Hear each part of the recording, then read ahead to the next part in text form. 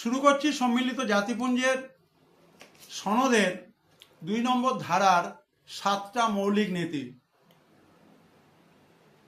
সম্মিলিত জাতিপুঞ্জের সনদের 2 নম্বর ধারা অনুযায়ী 7টা মৌলিক নীতি। 1. সাম্যনীতির উপর সার্বভৌমত্ববাদের প্রতিষ্ঠা, নির্ধারিত দায়িত্ব পালন, শান্তিপূর্ণ পথে বিবাদের মীমাংসা, সংযম বজায় রাখা, সাহায্যের অঙ্গীকার, বিশ্ব শান্তি রক্ষা, আভ্যন্তরীণ বিষয়ে হস্তক্ষেপ না করা। অত্যন্ত সংক্ষেপে বলা হলো 7 basic principles as per article number 2 of the United Nation organisation.